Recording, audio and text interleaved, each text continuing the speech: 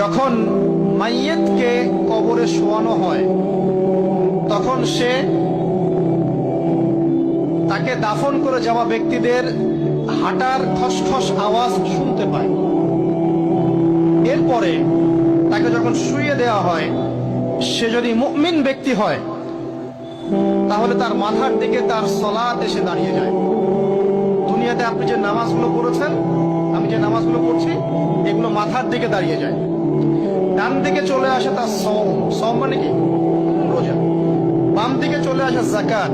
তারপরে পায়ের দিকে চলে আসবে তার আত্মীয়তার সম্পর্ক রক্ষার ইবাদত, তার যে অন্যান্য দান সদকা, তার নফল আমল, তার তাসবিহ তাহলিল, তার কোরআন তেলাওয়াত ইত্যাদি পায়ের দিকে চলে আসবে। এখানে একটা হাদিস এসেছে, সূরাতুল মুলক যে ব্যক্তি রাতের বেলা তেলাওয়াত করবে, কোন সূরা ভাই? তাবারাকাল্লাযী বিয়াদিহিল মুলক ওয়া হুয়া আলা কুল্লি শাইইন কাদির। এই সূরা যে ব্যক্তি রাতের বেলা করে তেলাওয়াত করবে, ইনশাআল্লাহ সূরা মুলক কবরে তার সাথে থাকবে এবং কবর আযাব থেকে সূরা মুলক তাকে বাঁচাবে ইনশাআল্লাহ। আমি বুঝাচ্ছি যে কি অবস্থাটা হবে। এবার দুজন ফেরেশতা মাথার দিক থেকে আসবেন, আসতে চাইবেন, সালাত বলবে এখান দিয়ে আসা যাবে না, এদিক দিয়ে আসা যাবে না। ডান দিক দিয়ে আসতে চাইবেন, এদিক দিয়ে আসা যাবে না। বাম দিক দিয়ে আসতে চাইবেন, যাকাত বলবে এদিক দিয়ে আসা যাবে না। পায়ের দিক দিয়ে আসতে চাইবেন, আমলগুলো বলবে এদিক দিয়ে আসা যাবে না। তারপরেও তারা আসবেন, চোখগুলো হবে নীল এবং কালো বর্ণের, নীলাভ চোখের, কালো। মুনকার নাকি? উঠে বসিয়ে দেওয়া হবে। এবার তিনটা প্রশ্ন। প্রথমে প্রশ্ন হচ্ছে কি, মান রব, তোমার রবকে? তখন মুমিন বান্দা বুক ফুলিয়ে বলবে রব্বি আল্লাহ, আমার রবকে আল্লাহ। পৃথিবীতে যে ব্যক্তি আল্লাহর সাথে শিরিক করে নাই, আল্লাহ তাওহীদের উপর থেকেছে এবং তার উপরে মৃত্যুবরণ করেছে, ইনশাআল্লাহ সে ব্যক্তি এর উত্তর নির্দ্বিধায় দিতে পারবে ইনশাআল্লাহ। আর দুনিয়াতে যে বা যারাই আল্লাহর সাথে শিরিক করবে, আল্লাহর সাথে শিরকের পাপে লিপ্ত হবে, ওই অবস্থায় মারা যাবে, তাওহীদের উপর থাকবে না, কোশ্চিন কালেও মান রব্বুক উত্তর দিতে পারবে। তারপরে প্রশ্ন হয়ে যাবে মা দীনুক, তোমার দিন কি ছিল? মুমিন বান্দা উত্তর দিবে কি? দীন ইসলাম, আমার দিন ছিল ইসলাম। এখানে শুনে রাখেন, পৃথিবীতে যারা ইসলামকে পরিপূর্ণরূপে পালন করবে তারাই এই উত্তর দিতে পারবে ইনশাআল্লাহ। যারা ইসলামকে ঠাট্টা বিদ্রুপের হাসি তামাশার পাত্র বানিয়েছে, মন চাইলে কিছু করি, মন চাইলে কিছু করি না, সহজ বলে একটা আমল করি, বাকি কিছুর আমল ধার ধারি না, হ্যাঁ, নামাজ পড়ি, সুদ ছাড়তে পারি না, ঠিক আছে, বছর বছর ওমরা করি, এদিকে ঘুষ দুর্নীতি ছাড়তে পারি না, ইসলামকে ঠাট্টা তামাশার পাত্র বানিয়েছে, এরা কোশ্চিন কালে উত্তর দিতে পারবে না মা দীনুক। দিনে পরিপূর্ণরূপে ইসলামে প্রবেশ করতে বলেছেন আল্লাহ রাব্বুল আলামিন। যারা পরিপূর্ণরূপে ইসলামে প্রবেশ করবে এবং ইসলামের প্রতিটা মৌলিক বিধান মেনে চলবে, ইনশাআল্লাহ তারা এর উত্তর দিতে পারবে। এরপরে আসবে তৃতীয় প্রশ্ন। নবী সাল্লাল্লাহু আলাইহি ওয়াসাল্লামকে দেখানো হবে। যখন দেখানো হবে তখন সূর্য যখন ডুবে যায়, যে দৃশ্যটা আমরা দেখতে পারি না, ওই দৃশ্যটা ভেসে উঠবে এবং মুমিন বান্দা অস্থির হয়ে যাবে, বলবে আমাকে ছেড়ে দাও, আমি নামাজ পড়বো। সুবহানাল্লাহ। তার কারণ তার কাছে মনে হবে যে আসরের ওয়াক্ত হয়ে গেছে, আসরের ওয়াক্ত হয়ে গেছে, আসরের ওয়াক্ত চলে যাচ্ছে, আমাকে নামাজ পড়তে হবে। চিন্তা করেছেন? ওই যে একটা হাদিস আছে না, যে 7 শ্রেণীর মানুষকে আল্লাহ রাব্বুল আলামিন আরশের ছায়ায় ছায়া দিবেন। তার মধ্যে এক শ্রেণীর মানুষকে, যার অন্তর মসজিদের সাথে ঝুলে থাকে, তার মন মসজিদের সাথে ঝুলে ছিল, এই সূর্য ডুবে গেল বলে আমাকে ছেড়ে দাও, আমি নামাজ পড়তে যাব।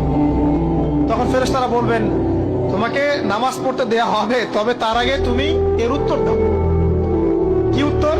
এই ব্যক্তির দিকে তাকাও। তখন নবী সাল্লাল্লাহু আলাইহি ওয়াসাল্লামকে দেখানো হবে, সাল্লাল্লাহু আলাইহি ওয়াসাল্লাম দরুদ পড়বেন। বলা হবে যে এই ব্যক্তির সম্পর্কে তোমার কি ধারণা? মান হাযা রাজুলু বুইসা ফীকুম, এই ব্যক্তি কে, যাকে তোমাদের কাছে পাঠানো হয়েছিল? মুমিন ব্যক্তি নির্দ্বিধায় বলে দিবে যে তিনি হচ্ছেন আমার নবী মুহাম্মদুর রাসূলুল্লাহ সাল্লাল্লাহু আলাইহি ওয়াসাল্লাম। দেখুন, পৃথিবীতে যে বা যারাই নবী সাল্লাল্লাহু আলাইহি ওয়াসাল্লামের সুন্নতের উপর আমল করবে, ইনশাআল্লাহ সে তার উত্তর দিতে পারবে। দুনিয়াতে যারা নবীর সুন্নতের 5 পয়সা পরোয়া করছে না, তার আদর্শের 5 পয়সা দাম দিচ্ছে না, তারা কোশ্চিন কালে উত্তর দিতে পারবে না। নাম হতে পারে আব্দুর রহমান, আব্দুর রহিম, নবীর সুন্নতের ধার ধারে না, তারা উত্তর দিতে পারবে না। নবীর সুন্নতের গুরুত্ব কত গভীর, এটা আমাদেরকে এখান থেকে বুঝতে হবে। তাই প্রিয় যুবক ভাইরা, মুসলিম ভাইরা, আমাদের জীবনটাকে নবীর আদর্শ এবং সুন্নতে ঢেলে সাজাতে হবে। সকাল থেকে সন্ধ্যা পর্যন্ত প্রতিটা কাজ করবো কার তরিকায়? রাসূলের তরিকা। নামাজ পড়বো তার তরিকায়, রোজা, সিয়াম, হজ, জাকাত, আমল, মুআমালাত, আখলাক সব কার তরিকায়? নবী সাল্লাল্লাহু আলাইহি ওয়াসাল্লামের তরিকা অনুযায়ী ইনশাআল্লাহ। আল্লাহ পাক তৌফিক এনায়েত করুন, আমিন। এবার ফেরেশতা দুজন জিজ্ঞাসা করবেন অবাক হয়ে, যে তুমি কিভাবে এটা জানলে? তুমি কিভাবে এই তিনটা প্রশ্নের উত্তর দিতে পারলে? কারণ বেশিরভাগ মানুষ তো উত্তর দিতে পারবে না, বেশিরভাগ মানুষই এই উত্তর দিতে পারবে না। কারণ কিয়ামতের মাঠে 1999 জন মানুষ জাহান্নামে যাবে।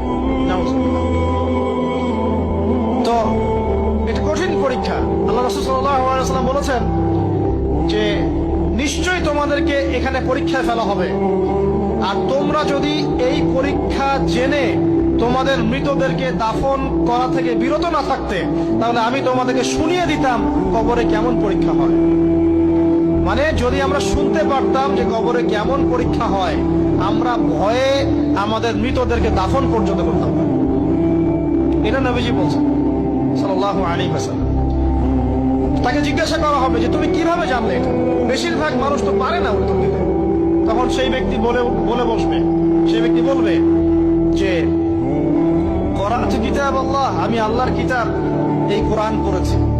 মুমিন বলবে আমি আল্লাহর কোরআন পড়েছি, ফাআমানতু বিহি, আমি এর উপর ঈমান এনেছিলাম, ওয়া সাদ্দাকতু, এবং সত্যায়ন করেছিলাম। অতএব দুনিয়াতে যারা দ্বীনের জ্ঞান অর্জন করছে না, কোরআন পড়ছে না, হাদিস পড়ছে না, পড়াশোনার চেষ্টা করছে না, জানার চেষ্টা করছে না, কবরে পার পাওয়া ডিফিকাল্ট আছে। এটা একটা অন্যতম প্রশ্ন। আমরা কিন্তু মনে করি তিনটা প্রশ্ন হচ্ছে, আসলে প্রশ্ন হচ্ছে কয়টা? 4টা। তিনটার পরে আরো একটা এক্সট্রা। কিভাবে জানলে? তখন উত্তর দিচ্ছে আমি আল্লাহর কিতাব পড়েছি, ঈমান এনেছি।